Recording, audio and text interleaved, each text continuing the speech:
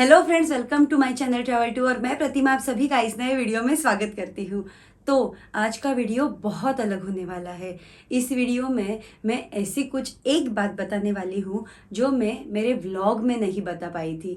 और एक बात, इन वीडियोस की ना मैं सीरीज़ करने की सोच रही हूँ, तो उसके बारे में आपकी जो राय है वो भी आप मुझे कमेंट बॉक्स में ज़रूर बता सकते हैं कि आप क्या सोचते हैं। एक इम्पॉर्टेंट बात जो मुझे लगी हमारे ऑडियंस को लेकर, कि हमारा जो ऑडियंस है ना, वो बहुत छोटे बच्चों से लेकर 65+ के बुजुर्गों तक है। बहुत बड़ा ऑडियंस है हमारा। मैं सबसे पहले आप सभी को थैंक यू कहना चाहूँगी कि इतना लार्ज ऑडियंस हमारे चैनल को मिला है। और उसी के साथ मैंने जितना थोड़ा सा मैंने स्टडी किया, तो उसके हिसाब से मुझे ये समझ में आया कि जो अनुभव मुझे आए हैं उससे रिलेटेड काइंड ऑफ लोगों को सुनना बहुत पसंद है। यानी कि मैंने देखा कि आजकल लोग ना बहुत ज़्यादा स्पिरिचुअल कंटेंट सुन रहे हैं। तो पहले पहले मुझे लगता था पता नहीं लोगों की क्या रिएक्शन होगी, और जब हम लोग व्लॉग शूट करते हैं ना, तो हम लोग उसे बहुत ज़्यादा इन्फॉर्मेटिव बनाते हैं, लाइक टेक्निकली इन्फॉर्मेटिव, कि क्या यहाँ पर कैसे पहुँचे, कहाँ पर रहे, कहाँ पर खाना खाना चाहिए, ये सब बातें हम लोग बताते हैं। लेकिन जब कोई बहुत ज़्यादा ट्रैवल करता है, मैंने तो बहुत ज़्यादा किया नहीं है, लेकिन मैं फ्रीक्वेंटली ट्रैवल करती हूँ, ऐसा हम लोग कह सकते हैं। तो जब हम लोग ट्रैवल करते हैं ना, तो हमें कुछ ऐसे अनुभव आते हैं जो हम लोग ब्लॉग में नहीं बता सकते। कुछ कुछ अनुभव होते हैं जो बहुत आनंददायी होते हैं, कुछ कुछ होते हैं जो हमें हैरान करके रखते हैं, कुछ कुछ बहुत डरावने होते हैं, जो हमें पता नहीं चलता कि ये बताने चाहिए या नहीं, या कुछ ऐसे होते हैं कि जिन्हें हम लोग किसी एक क्राइटेरिया में बिठा नहीं सकते। तो मुझे लगा कि लोगों को पसंद है ये बातें करना, तो मुझे लगा कि हमारे जो अनुभव है जो हम लोग व्लॉग में नहीं बता सकते, वो जो शेयर करने लायक है ऑब्वियसली, वो मैं बता सकती हूँ। और मुझे पता नहीं मुझे स्टोरी टेलिंग कितना आता है, लेकिन उसका मैं एक प्रयत्न कर सकती हूँ। तो हाँ, आज का वीडियो एक ऐसे ही अनुभव के साथ में शुरू कर रही हूँ। और अगर आप में से किसी को भी ऐसा अनुभव है तो आप मुझे ज़रूर बताइएगा। मैं आपके कमेंट्स पढ़ती हूँ और जितना हो सके उसको रिप्लाई भी करती हूँ। तो चलिए, ज़्यादा वक्त नहीं लूँगी आपका और इस अनुभव की शुरुआत करते हैं। तो दोस्तों, आज का जो अनुभव है वो है द्वारका के बारे में। आप सभी जानते हैं द्वारका में भगवान श्री कृष्ण का बहुत सुंदर मंदिर है, और उसके इर्द गिर्द बहुत सारी ऐसी प्लेसेस भी है जो आप विजिट कर सकते हैं। तो यही मन में सोच कर कि भगवान श्री कृष्ण के हमें दर्शन करने हैं, मैं और मेरी माँ मुंबई से द्वारका के लिए निकल पड़े। हम लोगों ने मुंबई से फ़्लाइट की जो जामनगर एयरपोर्ट पे लैंड हुई, और वहाँ से बाहर आने के बाद, क्योंकि मैं बहुत नई थी इस फील्ड में, मेरे पास प्लानिंग तो थी, लेकिन एग्जैक्ट प्लानिंग कैसे करनी है वो मुझे उस वक्त पता नहीं था। तो मैंने सोचा कि एयरपोर्ट के बाहर से हमें टैक्सी मिल जाएगी, लेकिन उसका कॉस्टिंग वगैरह हमें कुछ भी पता नहीं था। तो जैसे ही मैंने मम्मी को बोला कि अभी हमें यहाँ से टैक्सी मिल जाएगी, जब हमने टैक्सी के लिए पूछा तो हमें वो लोगों ने बहुत ज़्यादा कॉस्ट बताई। शायद वो लोगों ने देख लिया होगा कि हम लोग नए हैं, यहाँ की भाषा भी ज़्यादा नहीं जानते हैं, या जो भी होगा, हो सकता है वॉटेवर। तो थोड़ी ज़्यादा कॉस्टिंग हमें बताई। तो उसके लिए फिर हमने सोचा कि हमें टैक्सी से नहीं जाना। दूसरा मुद्दा ये था मेरी मम्मी का कि हम दोनों ही हैं, रास्ता ठीक से जानते नहीं। ओके, गूगल मैप है, लेकिन अननोन प्लेस पे हम लोग आए हैं, तो उन्हें लगा कि हमें पब्लिक ट्रांसपोर्ट से ही जाना चाहिए। तो कैसे कैसे करके हम लोग बैग्स लेके पहुँचे बस स्टैंड पे।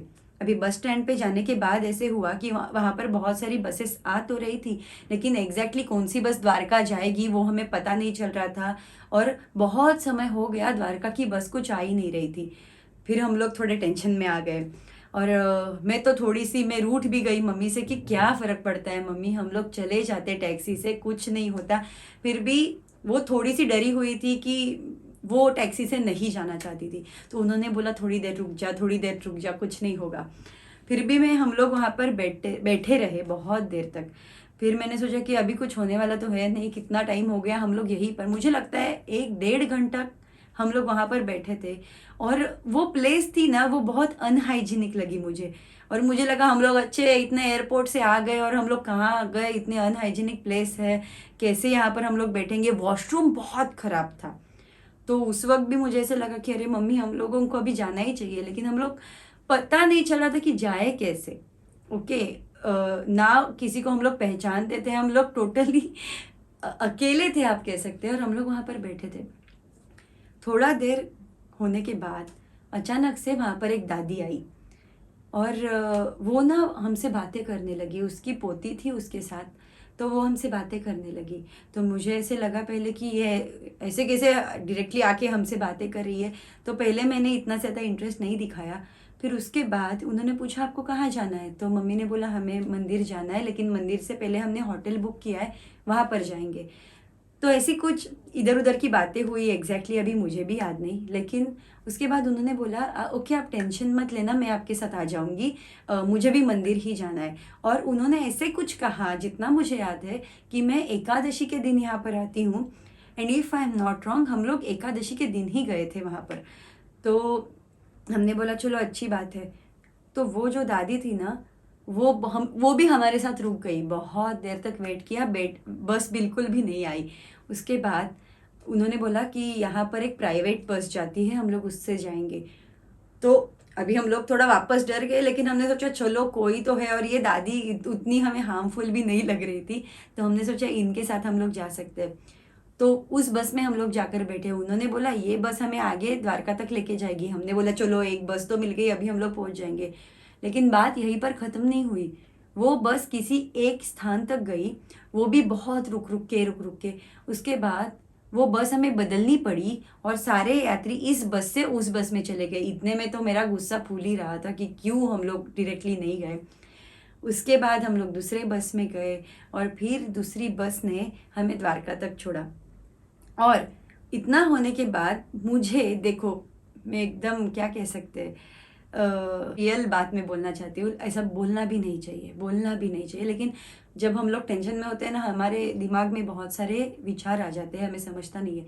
तो मुझे लगा अभी शायद ये दादी हमसे कुछ डिमांड करेगी क्या, कि देखो मैं यहाँ तक लेके आई, मुझे ये दो वो दो।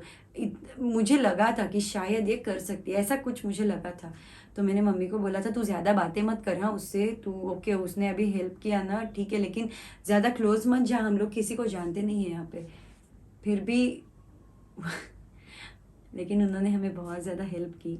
और जैसे ही हम लोग उतरे तो वो दादी ने हमें बता दिया कि हम लोग आ गए हैं, अभी मैं मंदिर सीधा चली जा रही हूँ और आपको यहाँ से जाना है।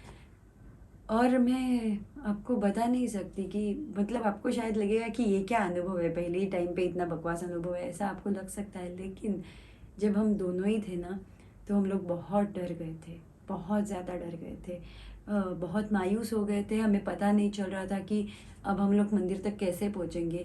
टैक्सी में जाने की हिम्मत मेरी मम्मी में बिल्कुल नहीं थी उस वक्त, क्योंकि वो पब्लिक ट्रांसपोर्ट से ही जाना चाहती थी, और कोई भी पब्लिक ट्रांसपोर्ट नहीं आ रहा था। और प्राइवेट बस अगर मैं बोलती तो उसके बारे में हमें कुछ भी पता नहीं था।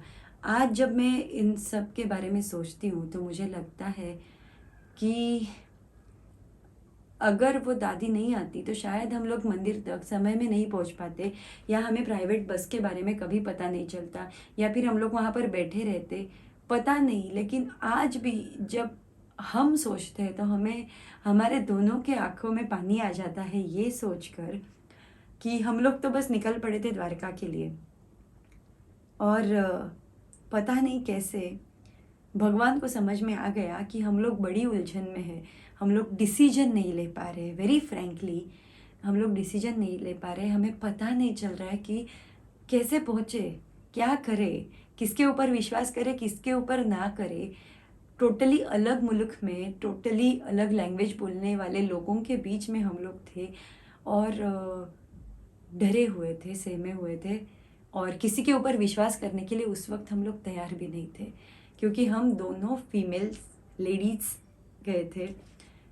तो इन सब हालात में हमें आज भी लगता है कि कृष्ण भगवान ने उन्हें हमारे लिए भेजा। और उस दादी, वो जो दादी थी, उनको मैं अभी भी प्रणाम करती हूँ कि थैंक यू। कि मुझे लगता है कि ऐसे ही कोई अनजान आदमी आकर अगर आपसे बात करता है ना, तो आप भी थोड़े से डर जाते हैं इनिशियली, लेकिन अगर वो आदमी अच्छा निकलता है तो अब हम कहते हैं कि हाँ इसे भगवान ने भेजा था हमारे लिए। तो ऐसा ही कुछ अनुभव मुझे आया। तो एक बात तो मेरे मन में पक्की हो गई कि जब भी इसके बाद मैं द्वारका जाने की सोचूंगी, तो मुझे पता है कि मुझे डरने की कोई ज़रूरत नहीं है, मुझे टेंशन लेने की ज़रूरत नहीं है। मुझे कुछ पता हो ना हो, ठाकुर जी वहाँ पर बैठे हुए हैं, कृष्ण भगवान वहाँ पर बैठे हुए हैं, और वो हम सबके पास देख रहे हैं, हम सबके ऊपर नज़र रखे हुए हैं और उन्हें पता है किसको हेल्प की ज़रूरत है और वो हेल्प भेजते हैं। तो इस पूरे अनुभव में मैं यही बोलने वाली थी आपको कि बस मुझे पता चला कि भगवान आपको देखते हैं, आपको पता चले ना चले वो आपको देखते हैं। और ये मेरी सीख थी इस अनुभव से। अभी मुझे पता नहीं आप इसे स्पिरिचुअल अनुभव कहेंगे या स्टोरी टेलिंग कहेंगे या क्या कहेंगे, लेकिन मुझे लगता है आप में से भी बहुत लोगों को ऐसा अनुभव आया होगा कभी ना कभी। और मतलब I don't know how to say this, लेकिन हर किसी को आता है। मुझे लगता है अनुभव हमें हर बार आते रहते हैं, हम पहचान नहीं पाते और हम भगवान का प्रेजेंस पहचान नहीं पाते। लेकिन मुझे लगता है और मेरी मम्मी को भी लगता है स्ट्रांगली कि उस वक्त जब हम लोग परेशान थे और हम लोग हमारी कैपेसिटी नहीं थी कुछ भी स्टेप उठाने की, जब हम लोग स्टक हो गए थे किसी एक मुद्दे को लेकर, तो भगवान ने हमारे लिए वो हेल्प सेंड की। ऐसे बहुत सारे अनुभव है, अलग अलग, ये एक अनुभव हो गया, ऐसे अलग अलग अनुभव है जो मैं धीरे धीरे धीरे करके कभी कभी जब ऐसा मेरा मन करे तब आपके सामने लेकर ही आऊँगी। लेकिन आई होप कि आपको ये बोरिंग नहीं लगा होगा, और अगर लगा होगा तो एक्सट्रीमली सॉरी। लेकिन ये सच्ची बात थी और मुझे लगा कि ऐसी बातें भी बतानी चाहिए। जब हम लोग ब्लॉग बनाते हैं तो ये बातें भी करनी चाहिए। Thank you so much, thanks for your time. जय श्री कृष्णा।